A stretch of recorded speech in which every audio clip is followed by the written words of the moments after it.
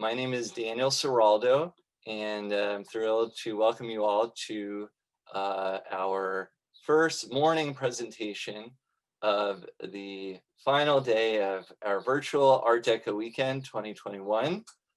Please let us know in the chat where you're calling us from, or sorry, where you're dialing in from. We'd love to know where all of our visitors are joining from. We just hit approximately 100 attendees.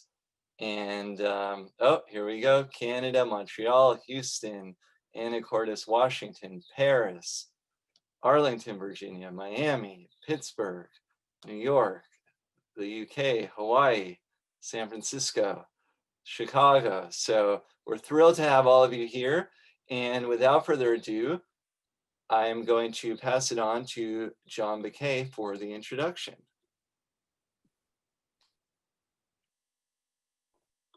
Okay, hi, my name's John Baquet, good morning, and I'm a board member of the Miami Design and Preservation League. We're thrilled to welcome you to our 44th annual Art Deco Weekend 2021 program entitled, appropriately enough, There's No Place Like Home.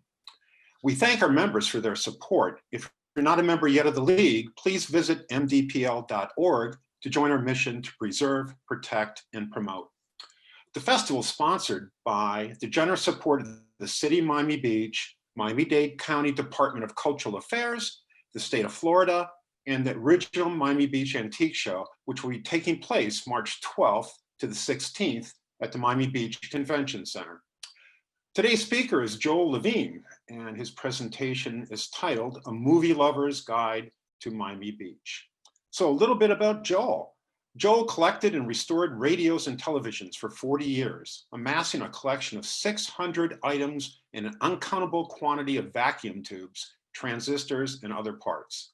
Initially interested in the electronics, he soon came to appreciate the beauty and creativity and design of the cabinets, particularly the period from 1930 to 1960. On trips to Florida to visit his parents, Joel, his wife Barbara, and his parents often traveled to South Beach to enjoy the Art Deco and MIMO buildings during Art Deco Weekend. After retiring, Joel and Barbara joined the MDPL and began attending lectures, trained as tour guides, and Joel was invited to become a member of the board of directors. Joel has presented lectures at MDPL in architecture and history of Sunny Isles Beach and Tel Aviv. Joel has represented MDPL around the world by presenting lectures such as at Tel Aviv Bauhaus Center, the Napier Art Deco Festival, and the African Union of Architects in Mauritius. And I had to look that word up, how to pronounce that, Mauritius. Okay, so without further ado, we'd like to present Joel. Just one request, if you have any questions, you can just type them in the chat and they will be addressed at the end of the presentation. Thank you for attending this presentation. Joel?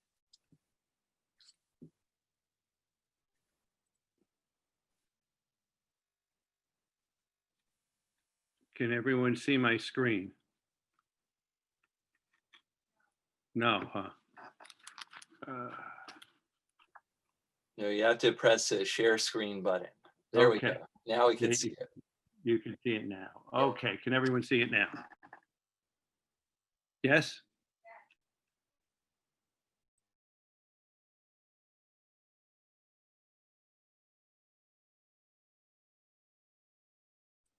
Okay, can everyone hear me now? I'm having, okay. Thank you very much, John. Sorry for the technical problems getting started. The subtitle of this presentation is Accidental Witness to History. And the premise of the presentation is that movies, and we're talking about movies made in Hollywood with a fictitious plot, but movies made in Hollywood are a reflection of the time in which they are created. They tell us something about what people were thinking, what people were wearing, what the architecture of the time was. And when films are filmed on location, even though they weren't intended to be a documentary, they tell us something about what a place looked like at a particular point in time. The buildings, the population, and so on. Now, most of the films we're looking at, a good number of them have been filmed at on location. But location filming didn't really start till after World War II. Prior to World War II, the studio system was really in the business of being a movie factory. And they produced hundreds of films every year. People went to the movies in the 30s as we watched television. People would go 2 or 3 times a week. And the studios were primarily concerned with shooting, with providing a lot of films at a very low cost very quickly. They didn't want to rely on the vagaries of the weather. If they wanted rain, they wanted to manufacture rain. If they wanted snow, they wanted to manufacture snow. So most of the films that we're going to look at that were shot on location were actually shot after World War II. This tour or this presentation is based on a tour that I developed for Art Deco Weekend about 5 years ago. And the way the tour works is that I would take an iPad and I would show a section of a film that was shot at the location in which it was shot in South Beach. And then I would describe what it was telling us about the neighborhood, what it's telling us about that period of time, and also dissecting some of the movie magic. Because we're using a different format, I'm going to follow a somewhat different method this time. I'm going to be a little bit more historical, and I'm going to draw from a few films that weren't shot on location, but they tell us something about that period, which contributes to our understanding of the history of Miami Beach. If you've been watching the presentations of the last couple of days, or if you know the history of this area, you'll know that the term Art Deco comes from the 1925 show that was in Paris. As mentioned by Sylvia from the Wolfsonian Institute at the first presentation yesterday, the department stores were very prominent in presenting in 1925 at that show. And the department stores, of course, had a vested interest in presenting. The department stores want you to go out and they want you to buy things. They want you to buy furniture. They want you to buy toasters. They want you to buy lamps. So the department stores in France and indeed in the United States, she showed you some information from a Macy's presentation as well. The department stores were very, very prominent. The United States did not exhibit in 1925, but we did send a delegate. And I'm showing you an example of a department store from Paris, Bon Marché. This was their exhibit in the 1925 show. The building is very interesting. You would immediately recognize it from the outside as what we would call an Art Deco building today.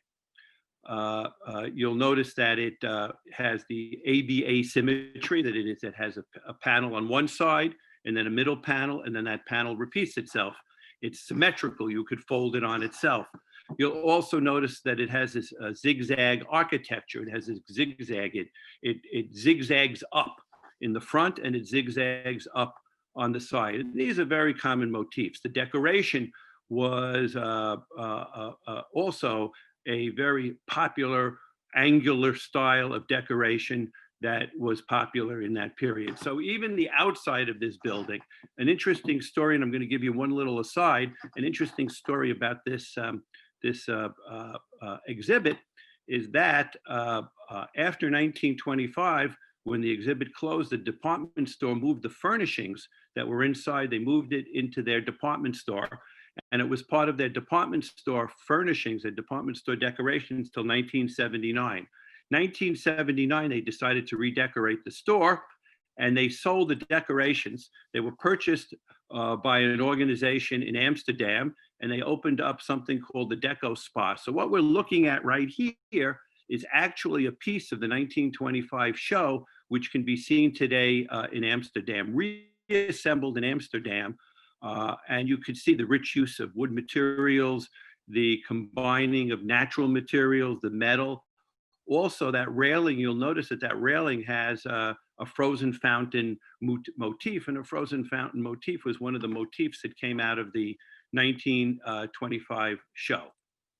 The United States, as I said, and as other people have mentioned, we didn't exhibit in 1925, but we had a strong interest in that show. The Secretary of Commerce was Herbert Hoover, and Herbert Hoover was a very progressive thinker. His reputation was ruined because as president a few years later, he was unable or unwilling to respond or unable to understand the depression, and his reputation really was ruined by his inadequate response to the unraveling depression in the United States. But he did send a delegation to the 1925 show. They came back and they wrote a report urging the United States to become more involved with design, industrial design in particular. Cedric Gibbons was not a member of that delegation, but Cedric Gibbons did visit that show and was very impressed with it. Cedric Gibbons is probably the most influential art director in the history of the movie studios. He is the man that designed the actual Oscar statue, and he went on during his career to be nominated for the Academy Award 39 times. He was the winner of the Academy Award 11 times, and the art director for over 1,500 films in the MGM studios from the 1920s to the 1960s. And Cedric Gibbons was very impressed by what he saw in Paris in 1925. When he came back, he and his wife, Dolores Del Rio, built what was probably one of the first modern architecture homes in Hollywood. Now, at that time, the predominant style was Spanish or Mediterranean Revival, and they introduced this new style. And in fact, his wife was a beautiful woman, and she was really known as the face of moderne, because that's what Art Deco was really called in that period of time. She was known as the face of moderne, and their house appeared in many magazines about fashion and design during the 1930s. Gibbons himself decided that he was going to start to introduce this style into the films. And there were a couple of films in which he had elements of Art Deco interiors, but the movie that really, really made a big splash and where he really made it a central part of the film, in fact, some people say that Art Deco was a co-star, is the 1932 film Grand Hotel. And Grand Hotel is about a fictitious hotel built in the Art Deco style in Europe. It's not a real building. And I'm going to show you a clip as people are walking through the lobby. And what I want you to look at is the use of material, the combining of the metallic, the stainless steel, the wood. This was a look that we're used to now, but this was a look that Americans and indeed people around the world had rarely seen before.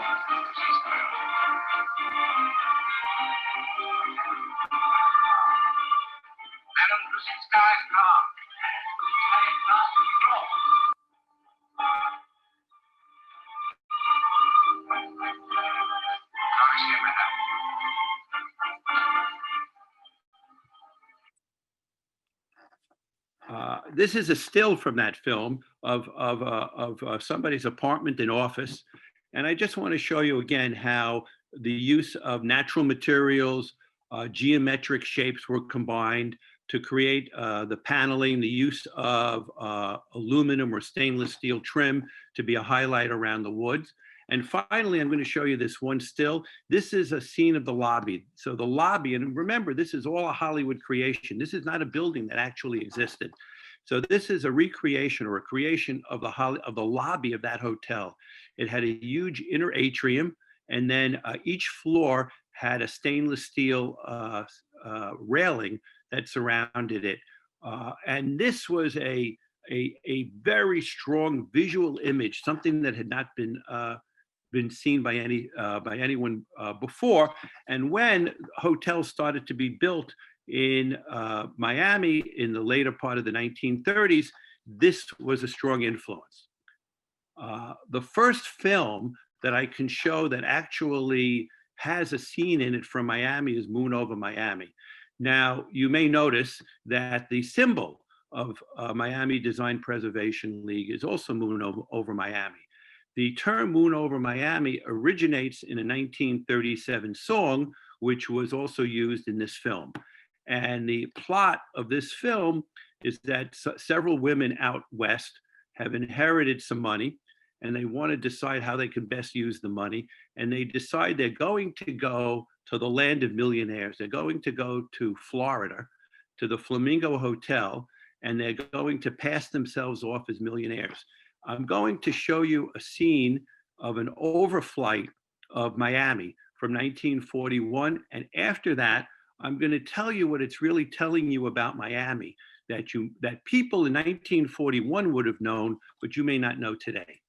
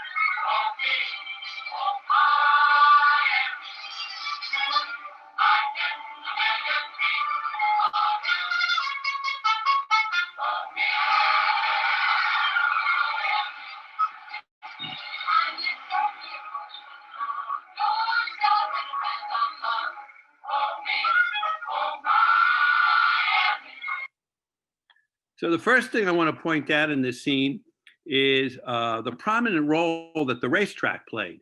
Before World War II, South Florida was the gambling capital of the United States. Las Vegas, which of course we think is the gambling capital today, doesn't become the gambling capital of the United States until air conditioning became widely available in the 1950s, and the harsh and warm and really hot climate of Las Vegas became tolerable year-round. The other thing I want to point out to you, and I think to understand this point, you have to look at the geography of Miami Beach. So Miami Beach is an island. The eastern part faces toward Europe, and the western part faces Biscayne Bay toward the mainland of the United States. And in the scene that we just saw, if you notice, the beach didn't play a very prominent role. There was a very quick beach scene, but there were then 3 different scenes looking at the intracoastal. There was a scene of a speedboat regatta or a race, a sailboat regatta, and water skiing.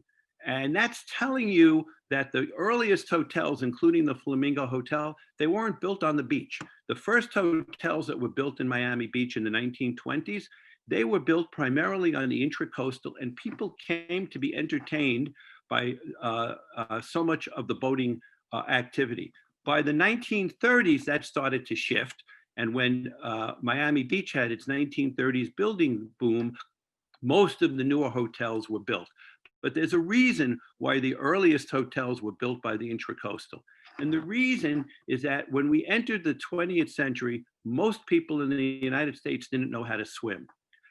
This is a scene, it actually says Ocean Beach. So Ocean Beach would be Lummis Park today. And this is a scene from the 1920s. And what I want to point out to you is that people are going into the beach holding a rope. That's not something you're going to see today. And look at how calm the water is. It's not a very wild ocean on this particular day. But people that don't know how to swim were terrified at the notion of going into the ocean. So when the earliest hotels were being built, they were being built on the intracoastal, and they were being built in a place where people could be entertained by the water activities, by the boating activities that are easiest to organize in the calmer waters of the intracoastal waterway. I remember growing up, and there's an artifact of this in my youth. When I graduated high school in 1970, my high school required that you had to pass a swimming test. And I remember thinking in 1970, what an odd requirement that is. Everyone I knew how to swim. Why would they require a swimming test? But I realized the curriculum for my high school was established in 1930 when the school was organized. And I realize now retrospectively that the curriculum was organized to ensure that people know how to swim. And the period in which people learned how to swim was primarily in the interwar period of time. So many of the first hotels, most of the first luxury hotels were actually built on the intracoastal. if you're going to talk about Miami, you also have to talk about some of the Miami Beach, some of the dark side. And the darkest period, I think, is the history of the racism and the anti-Semitism. Black people were, as a matter of law, not allowed to enjoy the facilities on Miami Beach prior to the Civil Rights Act of the 1960s. Now, what does that mean? That means they weren't allowed to go to the beach, they weren't allowed to go to a hotel, and they weren't allowed to go to a restaurant unless they were working in those hotels. 1945, there was a protest at Hallover Beach, and the city of Miami, or the county of Miami, set up a Black segregated beach in Virginia Key, which was a popular beach until the mid-1960s. The anti-Semitism was a little different. There were portions of Miami Beach that Jews were allowed to use, but many of the hotels were restricted to Jews. And on the left here is a match book that I have. This is a matchbook, by the way, that I bought off of eBay a couple of years ago. And they're quite clear in what their intention is. They say quite clear, we're catering to a Gentile crowd. Many of the hotel owners, by the way, owned hotels up in the north as well. Before air conditioning was invented, most of the hotels in Miami Beach were only open between December 1st and April 1st. Then they closed for the summer. And in the summer, the hotel owners had hotels up in the north, typically in the Adirondacks, up in Connecticut. Carl Fisher owned this hotel here. Carl Fisher had the hotel. It had hotels in Miami Beach, and he also owned this hotel, the Montauk Manor. This hotel is open, by the way. My wife and I stayed there just a couple of years ago. If you want to stay there inexpensively, we went in December off season, and I think it was less than $150 a night to stay in what was really a piece of Carl Fisher's history. The Flamingo Hotel. So the Flamingo Hotel is the hotel that was just shown in the previous film. The Flamingo Hotel was a restricted hotel, and Wikipedia documents that Jewish baseball players were initially refused entry into the hotel. They were eventually allowed entry when the entire baseball team said they weren't going to stay in the hotel if their fellow players weren't allowed there. I'm going to show you a scene from a film in 1947 called Gentleman's Agreement. Gentleman's Agreement, the plot of this film is that a non-Jewish writer is trying to write an article for a newspaper or magazine, actually, about anti-Semitism. And he comes up with the idea that he's going to pretend to be Jewish. And the anti-Semitism that he comes up against, he finds it very shocking because he himself was not anti-Semitic. So it surprised him how widespread it was. So this is a scene that takes place in a northern hotel. And the reason I'm showing it to you is that I wanted to make clear that the people that owned the northern hotels also owned hotels in Miami Beach. And this scene could just as well have been shot in a Miami Beach hotel. How do you do, Mr. Green? How do you do? In answer to your question, may I inquire, are you, that is, do you follow the Hebrew religion yourself? Or is it that you just want to make sure? That's a simple question. I'd like to have a simple answer. You see, we do have a very high-class clientele, and, well, naturally. Then you do restrict your gifts to Gentiles. Well, I would say that, Mr. Green. But in any event, there seems to be some mistake because we don't have a free room in the entire hotel. But if you'd like, perhaps I could fix you up at the Brewster Hotel down near the station. I'm not staying at the Brewster. Look, I'm Jewish and you don't take Jews. That's it, isn't it? I never said that. If you don't accept Jews, say so. Don't raise your voice to me, Mr. Green. Speak a little more quietly, please. Do you or don't you? Mr. Green, I'm a very busy man. Now, if you want me to phone for a cab or a room at the Brewster, I'll do so. Otherwise... Otherwise what?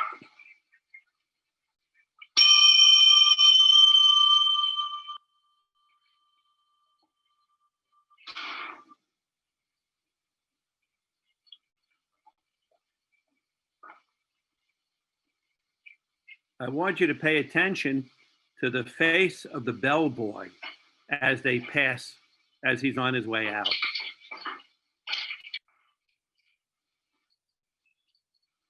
Also, notice how all of the other people are averting his eyes.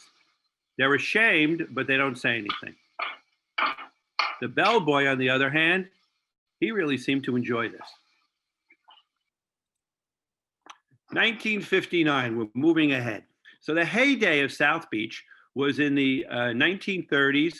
Of course, during World War II, everything stopped, and the area south of 23rd Street was a closed military zone, and most of the hotels were taken over as barracks for soldiers, either training in the Army Air Corps or soldiers on rest and recreation leave. This scene is the opening scene of a 1959 film called A Hole in the Head, starring Frank Sinatra. And this scene is interesting because it doesn't take place in South Beach. This scene takes place in what is today called Sunny Isles Beach. And what happened is that in the 1950s, South Beach went into a decline. And it went into a decline because people started to drive everywhere they went. And when you drive, what do you want? You want parking. And South Beach was not designed with parking or driving in mind. So new hotel districts were built further north, and South Beach fell into a decline. So this is the opening scene of a man who's having a night on the town. By the way, this hotel, the Bluegrass and the Sahara that you're going to see, ironically enough, are only two of the 3 or 4 hotels from that period that are still standing in Sunny Isles Beach. If anyone thinks I'm a well-heeled big shot out on a spree, they got a hole in their head. Truth is, I'm busted. He would like to. After his night on the town, Frank Sinatra, or his character, he reserves to the hotel that he's running in South Beach. And he's running a hotel, it's called the Garden of Eden. Those of you that know South Beach will recognize this as the Cardozo Hotel. And I want you to look at the neighborhood, because by 1959, this was a neighborhood in decline. And this story is about a neighborhood in decline. And we're going to tell you more about that in just a moment. But this is the end of his night. He's returning home to his hotel.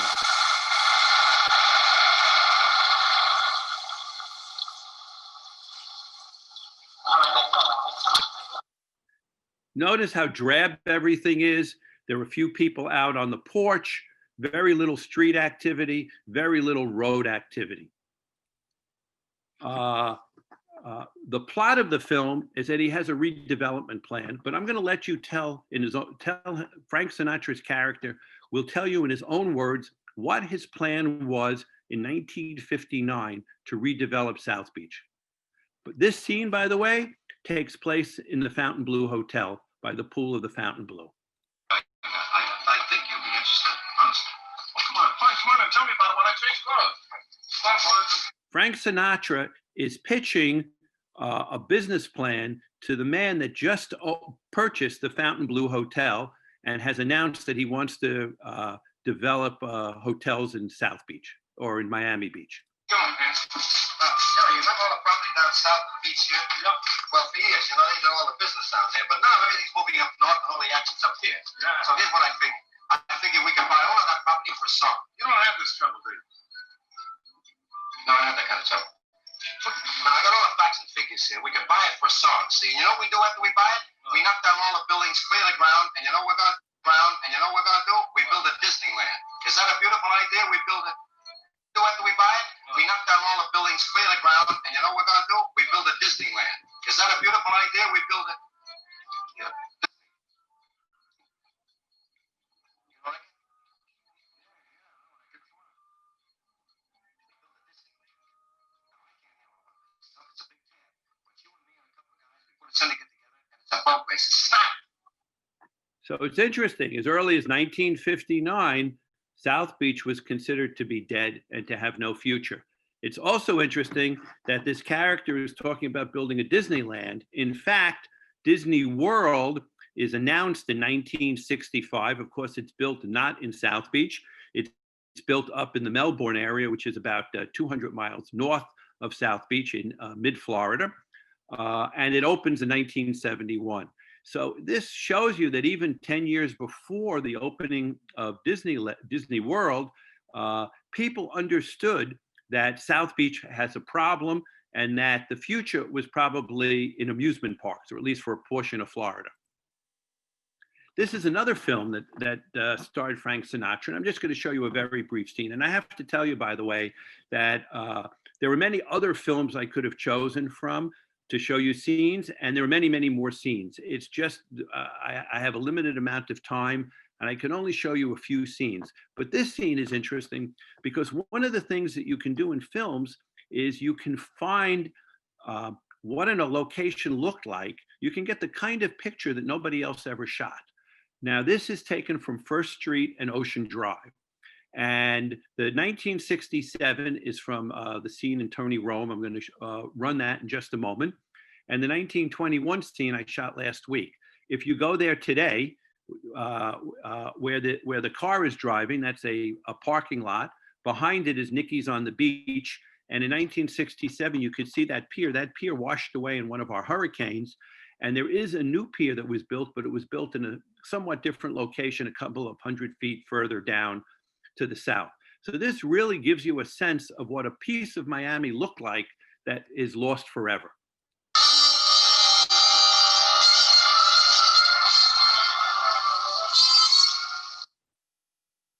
This is another scene from that film.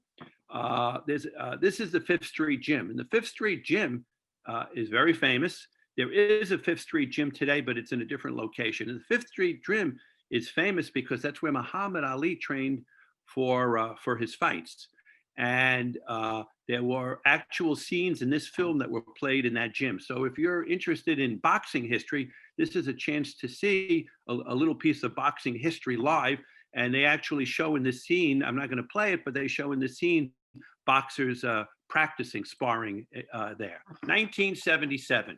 This is a film called Black Sunday. And the premise of the film is that terrorists were going to disrupt the Orange Bowl. The Orange Bowl by blowing up the Goodyear blimp. Now, this seems very far-fetched, but you have to remember 5 years earlier, there was a terrorist attack at the Munich Olympics. So it wasn't such a far-fetched plot. And there's a scene here, okay, in which a terrorist is being spied on by the FBI and by an Israeli agent, a Mossad agent. The terrorist is in the Evans Hotel. This is on the corner of 10th Street and Washington, 10th Street and Collins. And I'm going to stop this scene to explain a few things to you as we go. So in the background, you can see the Troy Hotel. That hotel has now been renamed the Biscay Hotel, but that hotel is still there.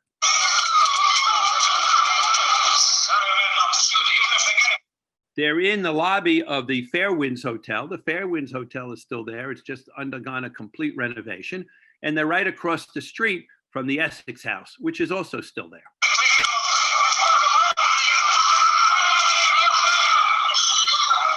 Now notice that on the patio of the hotel, you don't have any food service. Today, what are the hotels known for? They're known for their food service and for their bars.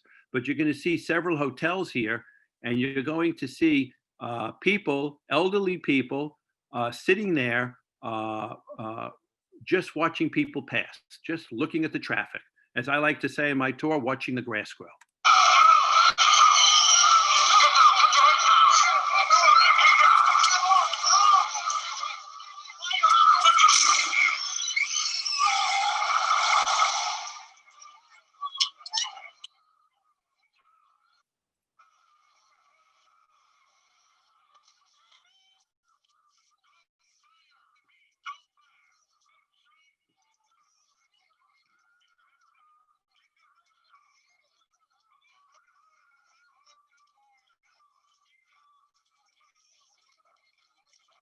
So notice this scene. Now, this is at the Essex House.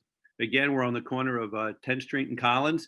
In the background right over here, this building is the Welcome Center for Miami Design Preservation. It was an auditorium at that time. We're going to see it again in a moment. But what I really want to point out to you in this scene is look at the elderly people, 2 and 3 chairs deep. just sitting there, very, very little activity. When this film was shot, the average age of the population in Miami Beach was 80 years old. And the nickname for Miami Beach was God's waiting room. And this scene makes it very, very clear that what they meant by God's waiting room. We're going to continue this scene. The terrorist is being chased through a crowd of elderly Jewish retirees. And I want you to listen to what they're singing. And I'll tell you what it is in just a moment.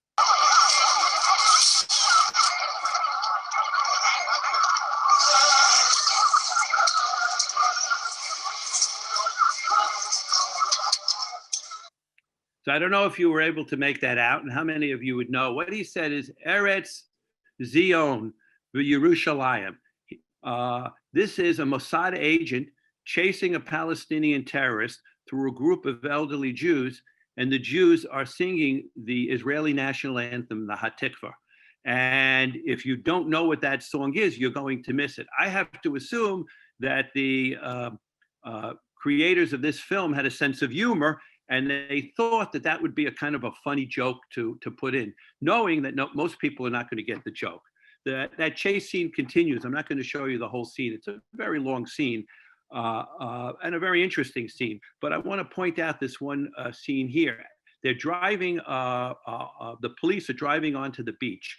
And you'll notice in the 1977 scene, you'll see the building with two portholes. That's the lifeguard station. That's a beautiful building. If you're in Miami Beach, you have to see it. It's a lifeguard station built in an Art Deco style to look like a boat. And it was built in the 1930s. If you see the 2021 picture, you'll see the back of a building with a wall of windows. That's the back of the museum for the Miami Design Preservation League. In that building, we have an agreement with the city. We run a welcome center, and we have a museum, a gift shop. We also have executive offices in that building. But in the 1977 scene, you could see that there was some kind of a very ugly and inappropriate storage building that was placed between those buildings. And there was a renovation, I believe it was about 2005. Certainly it was in the early part of our century. And that building was knocked down, and you have the much more attractive scene that you have today. The lifeguard station was restored so that you could have a full view of what it's supposed to look like, a 360-degree view. And our building was restored with that rear window and bringing light into the museum. And there's also an alley. So this is another way I just want to show you that you can capture in an old film, you can capture a scene that you really would be hard pressed to find any other way. People were not going around and taking pictures of the back of buildings for the sake of taking it, but here it is captured in a movie. Moving on to 1983. Now I got to give you a warning here. We had a little discussion about this. Scarface is an R-rated film. It's R-rated for violence and it's R-rated for language. So you're going to see a scene in which or two scenes in which it deserves that rating. If this is going to be a problem for you or anyone in your audience, you should take the appropriate action. But I think it's too important to see this scene to have us censor it in advance. I think it was better to just give you a warning if this is inappropriate for you or the people that you're with. This is Scarface 1983. Let me just tell you a little bit about Scarface, by the way. 1980, by 1980, Miami Beach was primarily a retirement village for elderly people. You've seen that in earlier pictures. 1980, Castro opened up the doors of Cuba, and 100,000 legitimate refugees, people that came here for the same reason that my grandparents came here, for economic, political, and religious freedom, came here. But Castro did a very nasty thing. He opened up the doors and he emptied his prisons and his mental hospitals, and he sent these people here along with the other refugees. And they created a crime wave. This scene and this film is very problematic for the American-Cuban community. They feel, quite rightly, that they have made a huge contribution to the United States. They're hardworking people. They've opened up our economy to South America. They've made an immeasurable contribution, and they feel that this film paints them in a bad picture. But you know the way filmmakers are, sex and violence sells, and that's what this film had, because that makes an interesting story. It's a less interesting story to see a bricklayer build a building, or a manufacturer manufacture clothing. So this is a scene from 1983. And I want you to notice something too. I'm going to stop it as we start.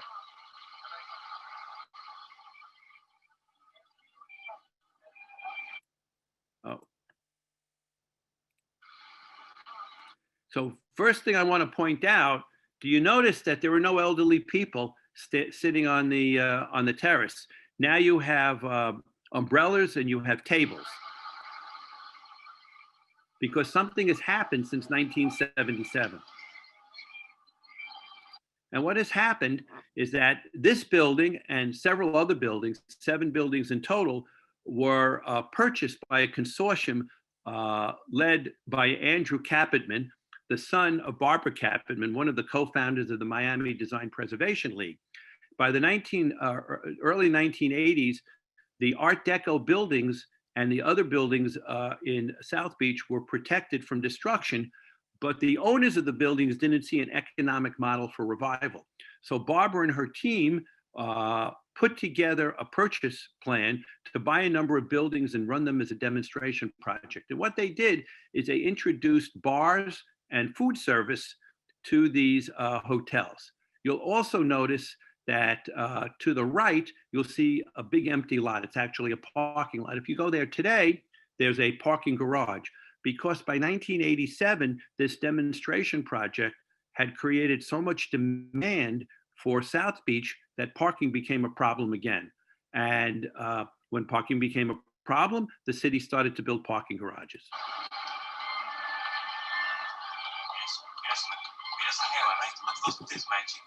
What? Fucking crazy, man? She's 103 years old. Not that one, man. That one. Which one? Which one? Your one, man. Come on. Yeah. Who's the fucking car? Okay. Okay. Stop on me, okay? You get Rica. Man, we're just staying loose up here, okay? You gotta stay loose. You don't worry all the time. You know how a fucking heart attack is pretty cool, you know? Miami Beach, man. Miami Beach, man. So they pull up, by the way, to a hotel at the time was called the Sunray Hotel. That building is still there. In fact, all of these buildings are still there because they're preserved because of the efforts of the Miami Design Preservation League. Today, though, that building is a CVS. The facade of the building is preserved, but the preservation law doesn't require that the interior be preserved, and the interior is completely new. This is a scene that takes place entirely in that hotel. I'm going to tell you an interesting story. When the mayor found out about this scene that you're going to see, he canceled all of the permits for filming in the city. So the rest of the film that's supposed to take place in Miami Beach actually takes place in Los Angeles.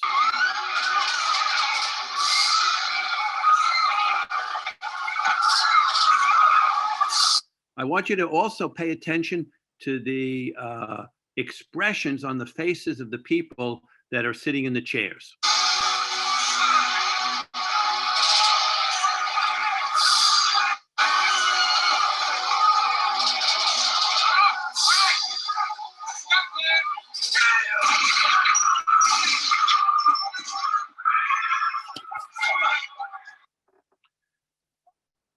I'm going to go back.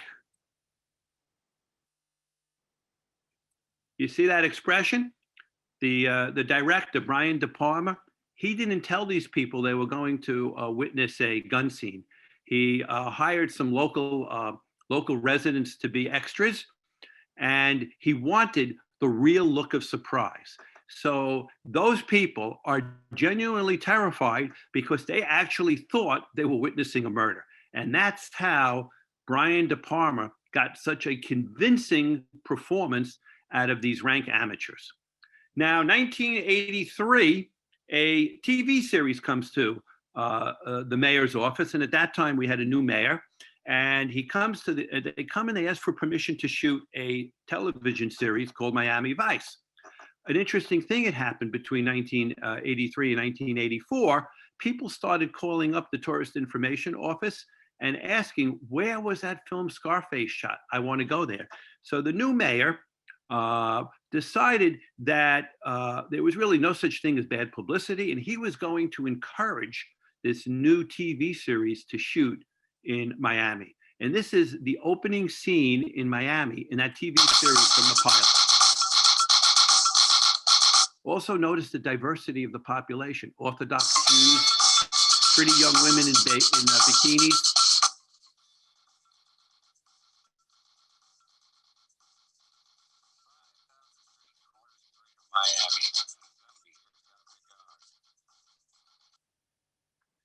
There's also something known as the Miami Vice. This was a very successful TV show. It ran for 7 seasons.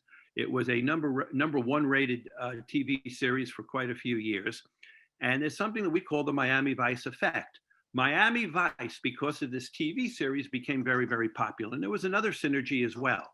You'll notice that Don Johnson was always dressed in these very muted pastel colors. The Miami Design Preservation League promoted a color palette that was designed by Lenny Horowitz, the other co-founder of MDPL. He promoted this color palette, which was the colors of the beach in sunrise and sunset. And when Miami Vice was looking for color consultants, they went to people like Versace and they asked them for advice. And they said, these consultants said, the palette you want to use is that MDPL palette. You want to make this about Miami. Don Johnson, interestingly enough, wanted to play the role as a cowboy. And today, it's impossible to think of Don Johnson as a cowboy after seeing him in that beautiful clothing, those Versace suits that he wore for the 7 years of that TV series. This scene is also from the pilot. And what I want you to pay attention to is the background of the driver and the background of the passenger. The driver is driving down Ocean Drive. The buildings are recognizable behind him. That's the Edison Hotel all that money, on 10th Street. Sometimes I feel guilty, man. You should send some money. Now notice where the passenger is. He's got water behind him. If you're driving down Ocean Drive, you're not going to have water like that, okay? Because the passenger is not in Ocean Drive. The passenger is on the MacArthur Causeway. So again, you have a little piece of movie magic here. You have a driver in one location, and you have a passenger about 4 or 5 miles away in a completely different location. Man, you should send some money to sponsor a child or a farmer, man. I did. Hey, Court, you forget where the ocean is? My boat's in the Atlantic. But Don Johnson, he's on the MacArthur Causeway also.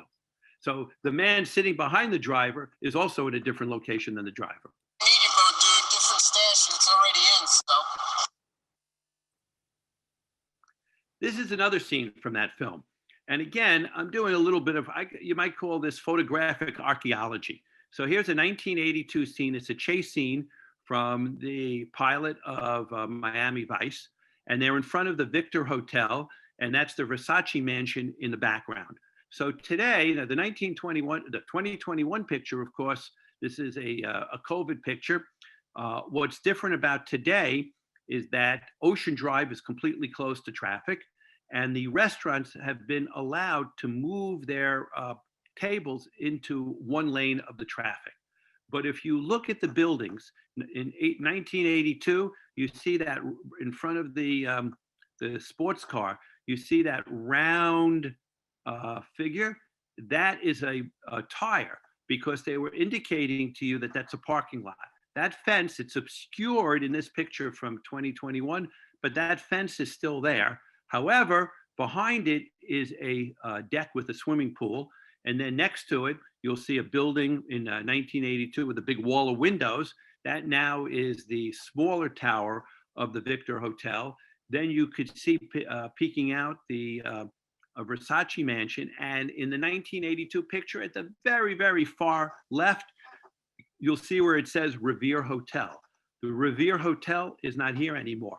Versace was able to knock that down because of a fluke in the protection law. At the time in which he purchased that property, the law protected properties built before 1950. The Revere Hotel was built in 1949, but it received its certificate of occupancy in January of 1950. So officially, that's its construction date. And Versace was able to legally knock down that building, and that's where he put his swimming pool in. If you go to the Versace restaurant today, there's a deck there and a swimming pool. However, as a result of what Versace did, the law was changed, and the law today protects buildings that were built until 1965. Another interesting thing is that there are scenes inside the Versace. Now, the Versace is probably the hardest building to get into in Miami Beach today. There's only two ways to get in there. You got to buy a meal or you got to buy a night in the hotel. But there are a number of scenes, and ironically enough, before Versace bought that building and renovated it for his own personal use, it was probably the seediest property on the beach. It was a rooming house. It had about 40 rooms in it. And there are a number of scenes that show you just how seedy it was. 3 or 4 different times. I know for a fact the only tail on it was mine. So how'd the hitter know where to find him, huh? They tried to say, Tubbs. I'm saying that the only people who knew that Leon was there were cops. 1994, Ace Ventura. I have to tell you that for this project, I started to watch films that I had never watched before. And Ace Ventura turns out to be a hysterical film, a film that I think on my own I probably wouldn't have watched. I'm not a great fan of John Carrey, but this is a very funny film. And what he's doing is he's walking into the Tides Hotel. And the Tides Hotel is the fanciest property on the beach. It's the tallest building, the nicest building, built with the nicest building material. But I want you to see, oh, we went too far. I want you to see just how beat up it is. The lettering is even falling off the name of the hotel. So this is 1994, and I think by 1994 it was probably a bit of an anachronism already, because this area had started to revive.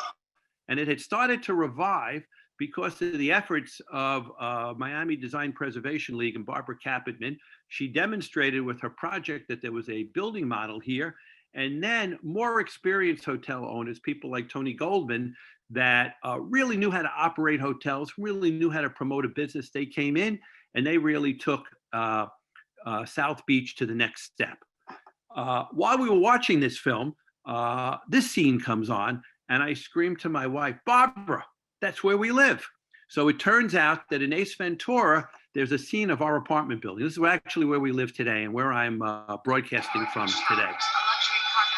It has nothing to do with South Beach.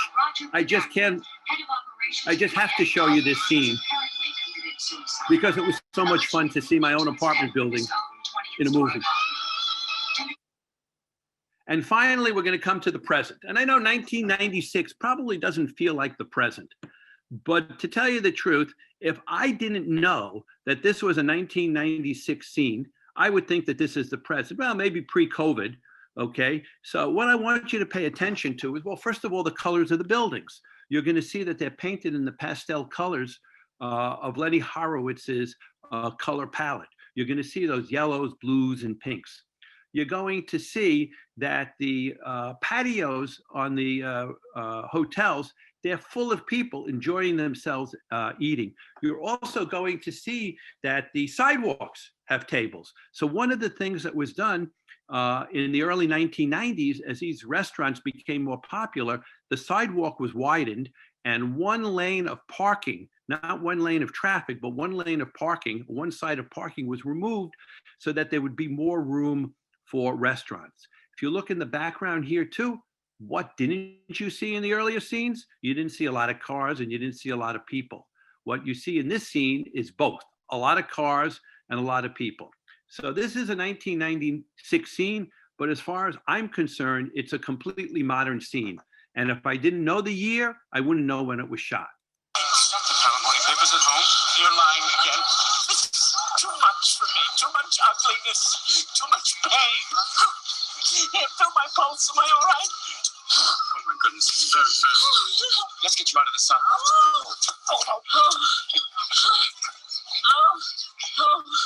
Now, I want you to know he's at the Leslie Hotel. That's right across the street from the, right next to the Carlisle Hotel. Also, one of the hotels that Barbara and her son Andrew purchased for the demonstration project.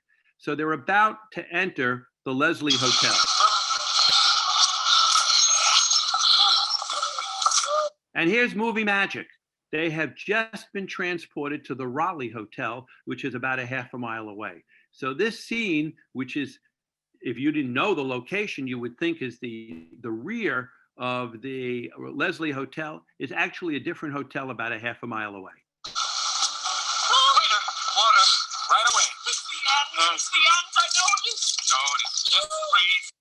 And actually, he's right. This is the end of our presentation this morning. Thank you very much. And John, over to you to give me the questions.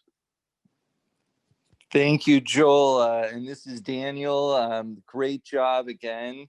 And congratulations on an amazing presentation. So for those in the chat, if you have a question, please put it into the chat and then I'll present it to Joel for the answers.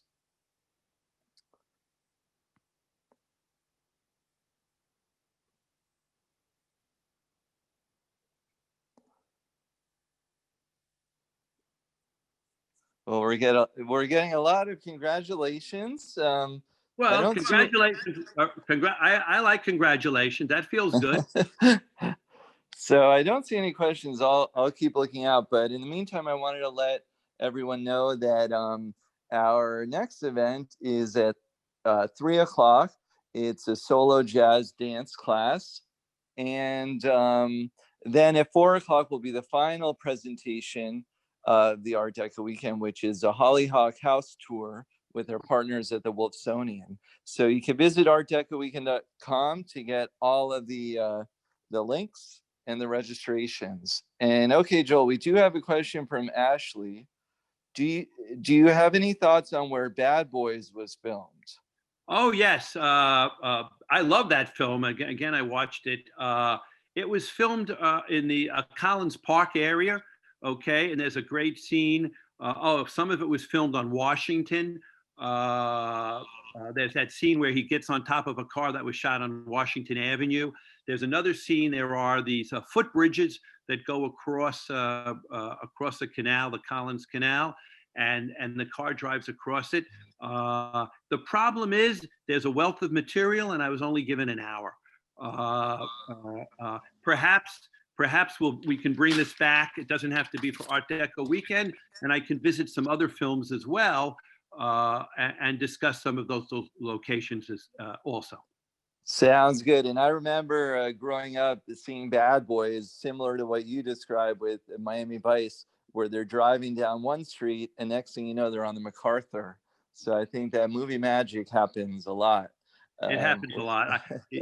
There were scenes in, there was a TV series, Burn Notice, and they would make a turn in Miami, the city of Miami, and they'd be driving down the middle of Miami Beach after they make that turn, which is of course 5 miles away.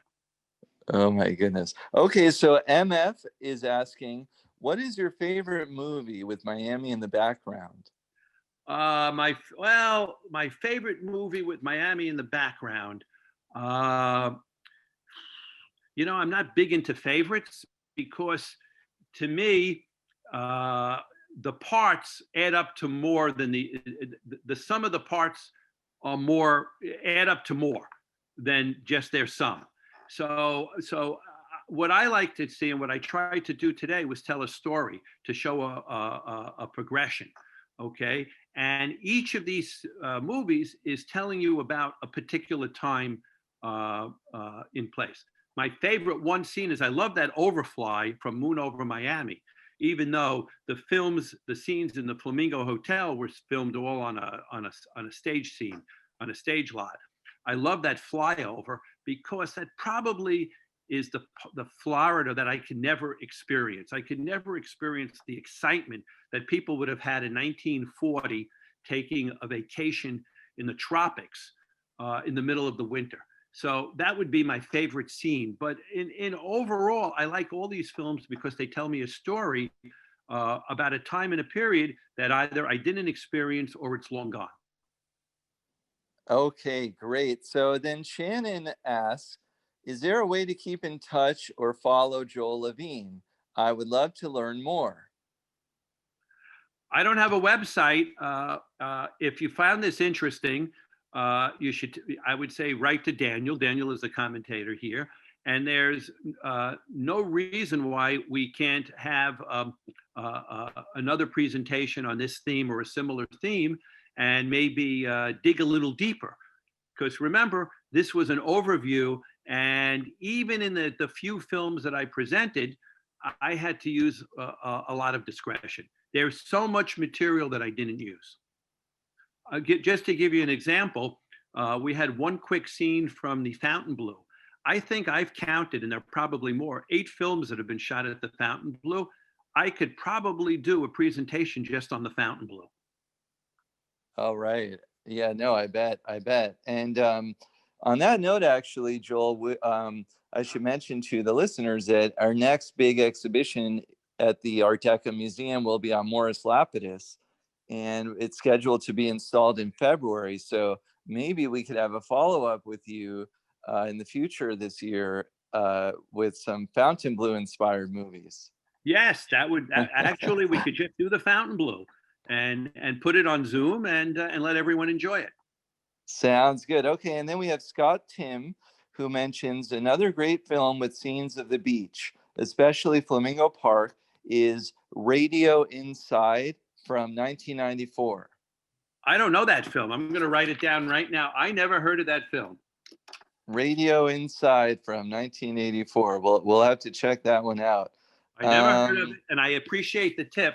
You know, I think you got to appreciate, by the way, I'm in a very honored crowd being allowed to present. Most of the other presenters are professionals. They're professors. They're people that do this for a living. I'm a retiree who took an interest in this topic, okay? So the depth of my knowledge may not always be as deep as some of the other people. So if you have a tip like that, I really appreciate it because there's so much I don't know. Okay, great. Well, here's another tip from Leonore, who writes, Porky's from 1970s was partially filmed at Ida Fisher Junior High before it was joined with Feinberg Elementary in Miami Beach. I didn't know that. I'm going to take a look at that too. I know the film. Porky's is a film I've seen. Of course, when I saw it, I would have had no idea where it was filmed. Oh, yeah, right. And then Diane mentioned, and I know some of you already know this, but Goldfinger has a famous scene at the Fontainebleau. So we'll stay tuned for the next presentation for that one. That would definitely be, that's a favorite scene of mine. I have to tell you. Actually, you want to know my absolute favorite scene? It's the opening of Goldfinger, where the plane flies across and it says, "Welcome to Miami Beach," and then the camera zooms down into the Fontainebleau. That is absolutely a favorite scene of mine. That's great. And Duncan says, yes, please do a Fontainebleau talk. So I think everyone can stay tuned on our website, mdpl.org. If you're not a member, please consider joining to support our mission. And there's a lot of questions about, will this be rebroadcast? Yes, it will. And if you registered for this event, we'll be sending you a link to our YouTube channel once it is posted online, hopefully within the next day or two. I guess there's a few other questions, but let's wrap it up with a final from Francisca. Why do you think there's so little differentiation between Miami Beach and Miami? For example, in Moon Over Miami, the song is called Miami, even though there are so many Miami Beach scenes. You know, it's interesting. Most people in the United States don't know the difference between Miami and Miami Beach. And I'm a tour guide for MDPL. And I always start my presentation with a geography lesson. Okay. But here's a funny personal story. When my father-in-law passed away, my wife discovered that he had a scrapbook from World War II. And in that scrapbook was a picture that said Miami. And it looked like it was taken at the beach. There's no beach in it, but it's behind a hotel. and we assumed that he didn't know the difference between Miami and Miami Beach. And indeed, it turned out, and I couldn't find that hotel until I came to MDPL for the very first time, and we went to a lecture. And there it was, the model of the New Yorker hotel. My father-in-law, who was a soldier in World War II, was standing behind the New Yorker hotel in 1943. That's what the picture says, Miami 1943. I think for most Americans, they think Miami Beach is simply the beach portion of the city of Miami Beach, of Miami, and they don't realize they're two different cities, physically, geographically separate. Yeah, no, that is true. And that's something I've also noticed growing up down here. But, it's one great region, and we're happy to have visitors from all over, and especially here in Miami Beach. Well, thank you again so much, Joel, and for all of the viewers here. We hope to see you at a future event, and stay tuned for the next Joel Levine presentation, invitations, and dates to be determined. So thanks again, and take care, everyone. Thank you, everyone. I enjoyed this.